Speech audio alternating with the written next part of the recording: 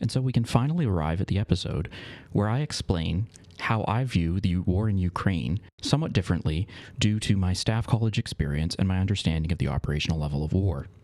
Before I jump into that, let me just review what I hope I've shown through the previous 3 videos. To start off with, artillery is the real killer in modern warfare. In order to survive this, armies have been required to spread out or to dig in. They can also maneuver in order to avoid getting engaged into a long artillery slaughter. However, both maneuver and engaging in an artillery slog have huge logistical requirements. So much so that there are large areas where you actually can't maintain an effective advance because of a lack of roads. In terms of dispersion, although this means that units cover a very large area, it's not large enough to allow a country to defend its own border. This brings us to how you actually can defend your border as a country, which is that you don't. You fall back to an area where the terrain allows you to maintain a defensive position. This is colloquially known as making sure that you fight in a doorway.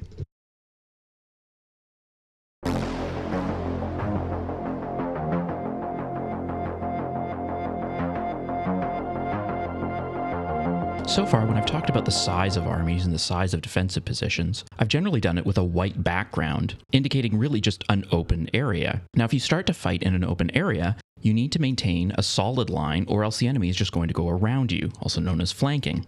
Not only are you now in a situation where you need to maintain a solid line, you're also in the kind of fight where whoever has the biggest numbers is going to win. You can be surrounded on all sides if you have smaller numbers. Now, if you're trying to be efficient, you don't fight your enemy in an open field, you fight them in a doorway where they have to come at you one by one. Think of it this way. Imagine you have to stop water from moving across your property. Now, you could go to a big open pond like this and build a huge wall entirely circling around the pond. But that's not very efficient. The much better idea is to go down to where the water is starting to trickle out to what we call canalizing terrain, a choke point or a pinch point, because there you only have to build a dam that's a couple of feet wide. What kind of terrain is the military equivalent of a doorway? Forests are one example. Particularly if the forest is quite thick, it can be extremely difficult to move off of the roads or outside of the limited number of clearings that are available. So the enemy generally has to advance, at least initially, up the roads and the clearings, which is much more predictable, which is a much narrower front than across an open prairie. Marshes are another example. There are limited elevated roads usually through marshes. Anything moving down these roads is quite an easy target. If you go off the roads, you quickly find that even armored vehicles with tracks are very easily bogged down, or at the very least have to move quite slowly. Again, this limits the area where you can expect the enemy to come. Mountains also serve the same purpose. Technically, you can have ski troops or alpine troops go pretty much anywhere. However, for the most part, particularly with heavy equipment, you're going to have to come down a limited number of roads. These roads go through a limited number of mountain passes that are typically in the saddle between 2 peaks themselves. You also have lots of options in terms of cutting off these passes. It can be as simple as just detonating explosives in order to create avalanches. Cities are definitely a form of fighting in a doorway. Although there are usually many routes that an enemy can take, they're constricted to a very narrow area, usually the width of a road. Again, it's quite easy to block roads within a city once you're caught up in urban warfare. 2 more interesting examples are coastline and rivers. This isn't for the first reason you'd expect, which is the popular image we have from movies like Saving Private Ryan of getting massacred as you get out of the landing craft. In fact, the U.S. Army suffered 2,400 casualties on Omaha Beach out of 34,000 soldiers that went ashore there, which is a casualty rate of 7%. But during the war, the U.S. Army generally suffered 43% killed versus wounded. Assuming this is correct, that means that only 3% of the troops that landed on Omaha Beach ended up being killed. Now, the casualties would have been concentrated in the first wave, but that's still very different from what you get from the movies. As a bit of an aside, this is a general problem with Hollywood's depiction of war. You have the image of units just being absolutely wiped out. That's not what modern war tends to be like. What modern war tends to be like is being constantly asked to do things every day that have about, a 0.1 to a 0.3% chance of getting you killed. But you have to do that for months and months and months. Anyhow, with that aside, beach landings and assault river crossings are certainly some of the more dangerous things that you'll have to do within the military. However, it isn't the type of casualty bloodbath that's usually depicted in film. The reasons that rivers and coastline act as such good canalizing terrain are a little bit more complex. To start with, you can't cross a river or assault a beach in any location. The banks need to be the right steepness. You need to have the right type of sand that you can get equipment ashore. If you're talking about an assault across the ocean, you're really looking for some sort of port facility that's nearby enough that you can seize it. And so there's just entire areas you can completely ignore. Also, once the troops get ashore, the first thing they have to do is consolidate the beachhead. The assault forces that go ashore with not much more than what they can carry are very vulnerable during this stage, during which your opponent, who's operating within their own existing lines, with their own existing logistical structure, has the advantage. In terms of river crossings, I think it's best for me to explain it using an example. On the map here, we have a river with about 10 kilometers of frontage.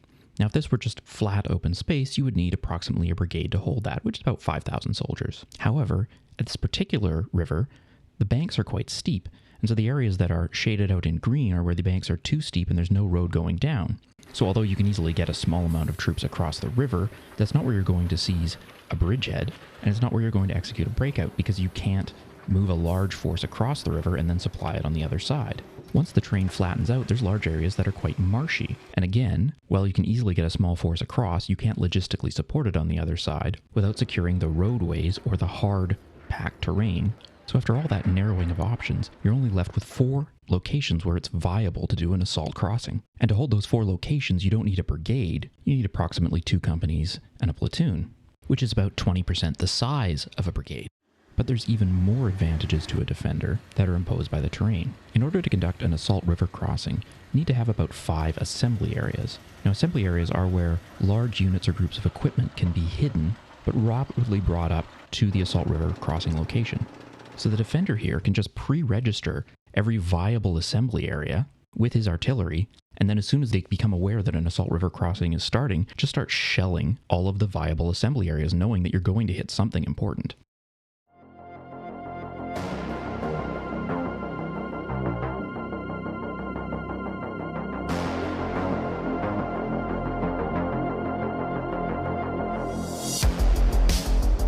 The realities of physics and of needing to spread out or disperse because of the lethality of modern weapons dictate that units have to be a certain size on a wide open map of just open prairie, but on the other hand, terrain is going to constrain what your options are for where those vehicles and where those units can move. Based on that, you can take a template of your enemy's formation and size in advancing, and by analyzing the terrain, you can determine that there are certain choke points, that's the fighting in a doorway areas, where the enemy is going to have to come through in order to, say, invade your country. Let's look at a couple of these in practical terms. This is just a random shot from the Norwegian-Swedish border, and you can see here that there's some open area in the left, then you've got some mountains down in the south. There's a single road going through a rather marshy area with a lot of woods, and there's a number of small lakes around the town of Jarpen. Now, if I was going to be Sweden defending against Norway coming across my border, I wouldn't make my defensive stand on the border. That's the yellow line on the left side.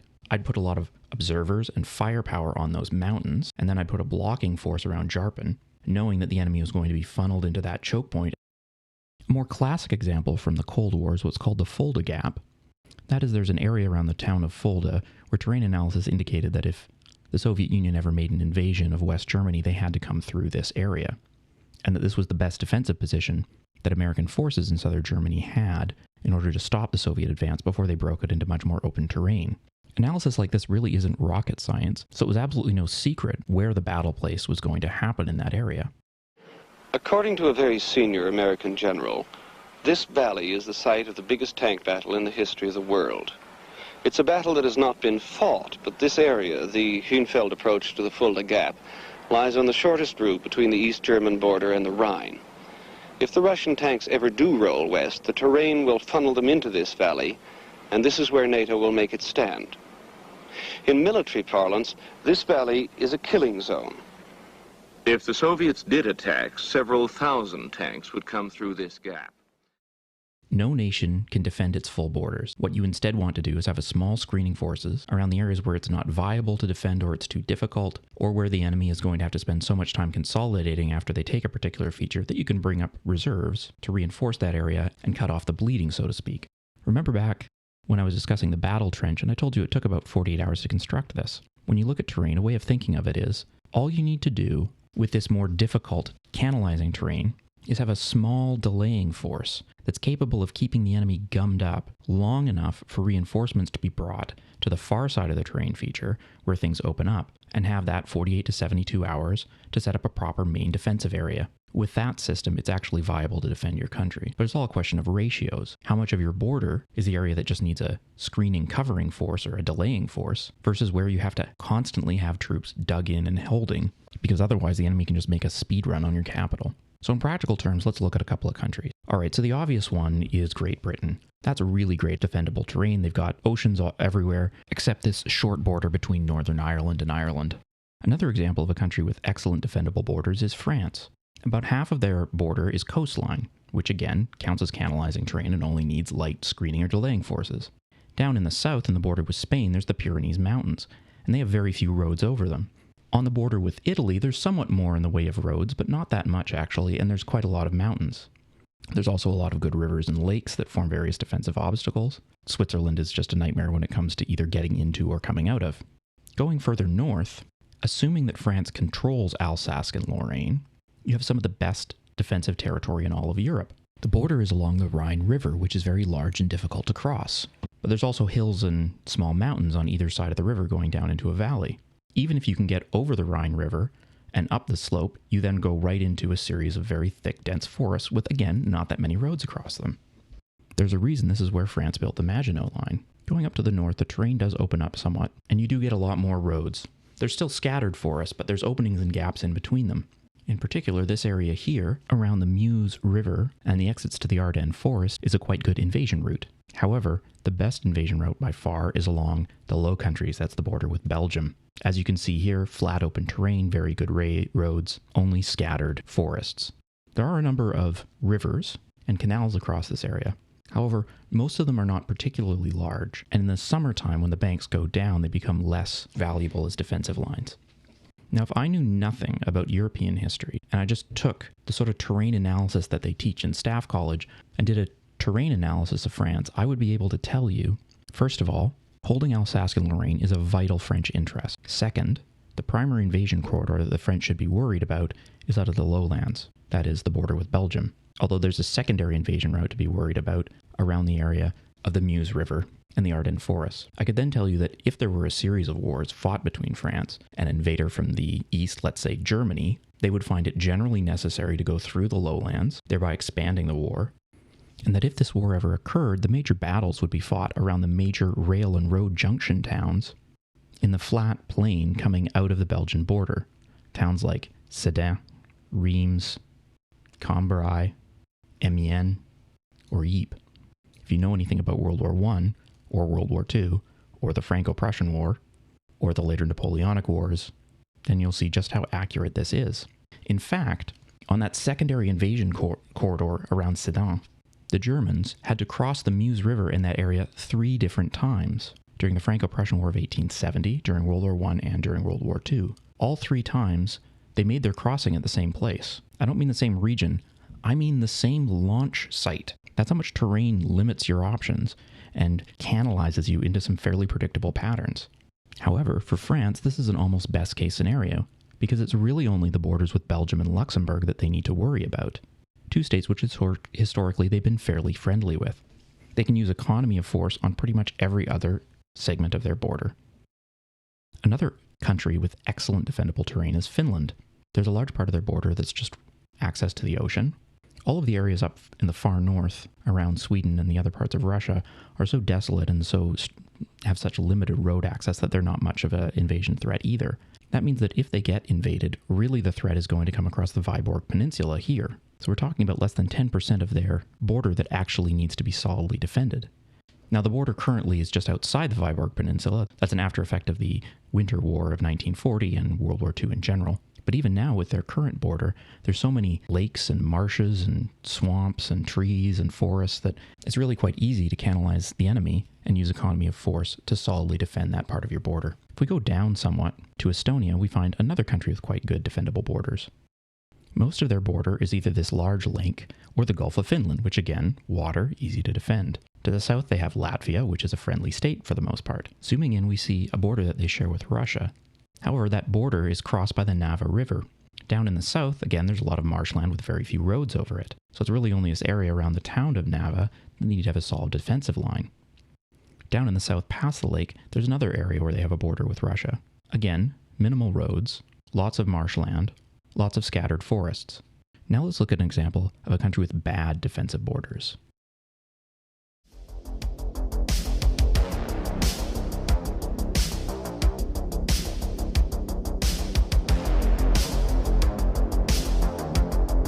So this is not looking promising. I mean, there's some scattered woods. Rivers don't really run through the wood area continuously. It's pretty open. The roads and the forests are going in the wrong directions compared to the borderland. And then ocean. Okay, you've got a bit of ocean. And right, then you get to here where there's a large water feature, which is good, but it's partway through the country. So what comes to mind actually is a rather famous Newfoundland sailing known as whale oil beef hooked. Whale oil beef hooked. The invasion corridors going out of Ukraine into Russia are just as bad. Once you leave the Ukrainian border, it's big open areas. The roads aren't great, but they go in the right direction and they are interconnected. And there's not much in the way of anything to stop and hold a defensive battle along until you either reach the outskirts of Moscow or the vitally important resources, particularly oil, that are located in the southeast. So just how bad is Ukraine's border in terms of its ability to be defended? Well, what I'm showing here is approximately the size of a brigade as it's advancing. In most of Europe, you would typically have corridors of advance that are at the battalion level and only in very rare circumstances as wide as a brigade. In other words, you can only have a continuous unbroken up assault of a couple of hundred soldiers, not a couple of thousand. On the Ukrainian border, however, there are several divisional level, that's more like 15 to 20,000 soldiers, wide invasion corridors. That doesn't mean areas where a division can advance. That's areas where a division can advance continuously without breaking up its attack into smaller groups. There's even a few areas where there are corps level wide invasion areas. A corps is 3 divisions, so you're getting around 100,000 troops at that point. Outside of the North American prairies and maybe Mongolia, I'm not aware of any areas where you could have a corps level advance. So how is it that military staff officers break down how the terrain works and what that means for your battle plan?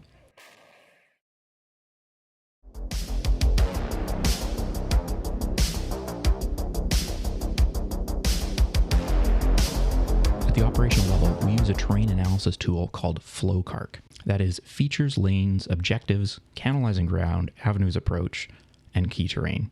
Here's how it works. First of all, we take a map and we plot out the features.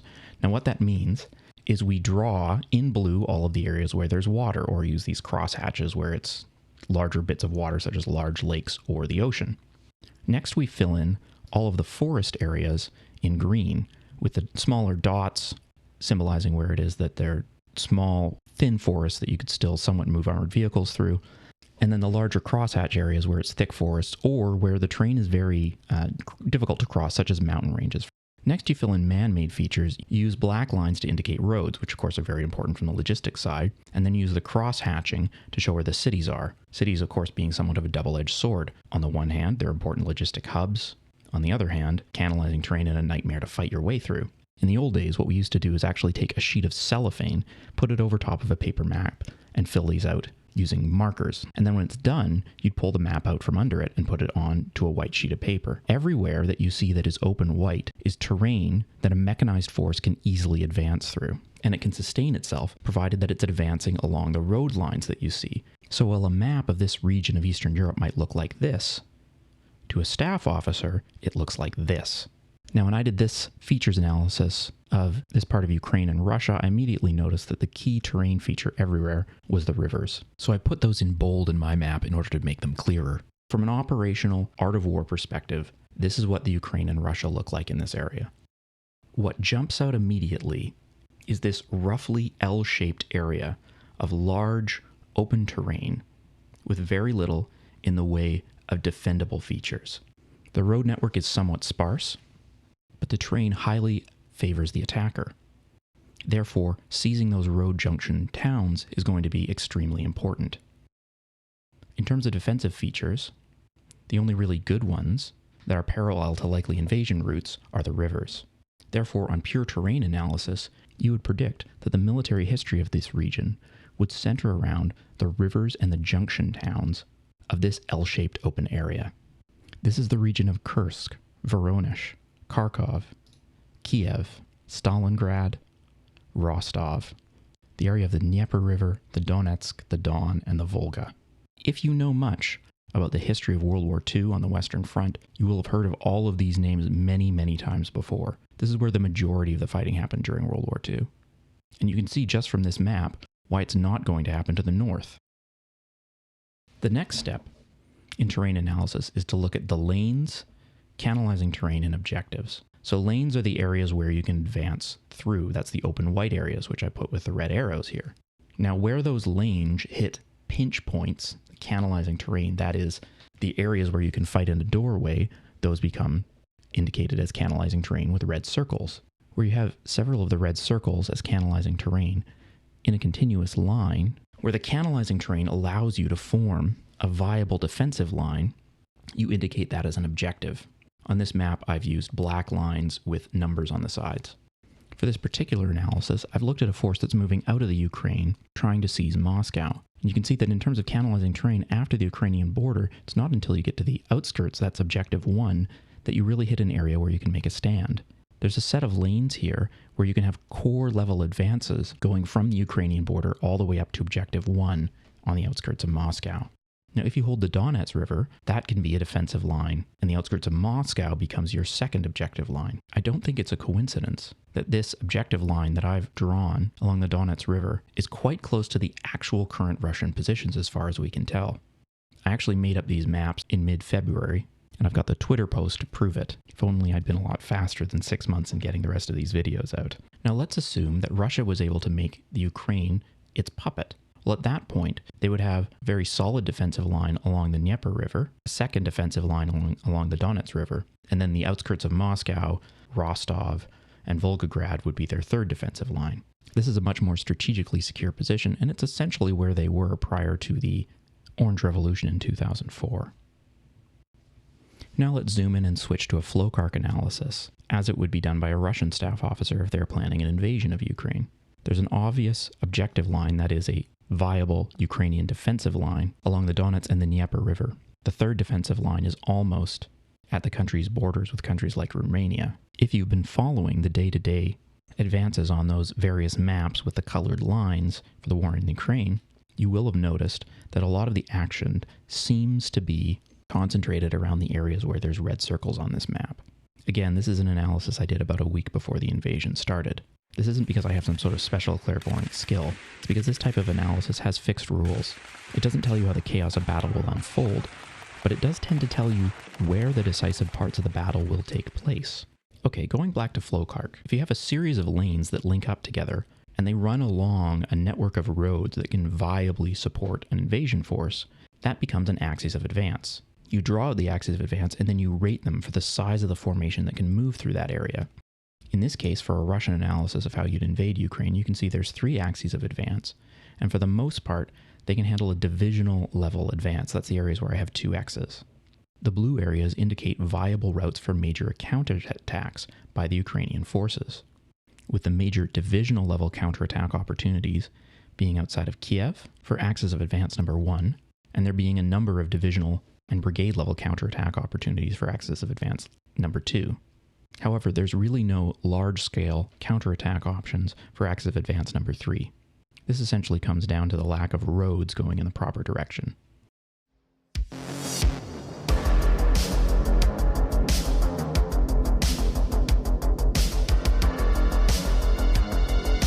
So having conducted a FLOCARK at the battle space, what is it we can learn about the war in Ukraine with Russia? Well, there's a short version and a long version. The short version I can do today. The long version will need to wait for another episode. First, Ukraine is in a very poor position in terms of the defendability of its border. It can establish a defensive line on the Donets River, but that's not on the border. It has a much better defensive position on the Dnieper River, but that's halfway through the country, not exactly where you want to be making your main stand. On the other hand, Russia is very vulnerable to invasion unless it controls the Donets and preferably the Dnieper River itself. In other words, Ukraine is in an extremely vulnerable position geostrategically because it's very difficult for Ukraine to defend its border with Russia. but it's also very difficult for Russia to defend its border from any sizable army in Ukraine. This is a situation that is not shared by Finland or Estonia or any of the other NATO or NATO-friendly countries near Russia's border. On the other hand, because of the limited road infrastructure, if Ukraine was able to hold on to the key junction towns and cities, then Russia would lose the ability to logistically support a maneuver warfare approach, turning the conflict into an attritional slog. That's effectively what happened during the first 6 months of the war. But we'll look at all of this in more detail in the next episode. I'll see you then.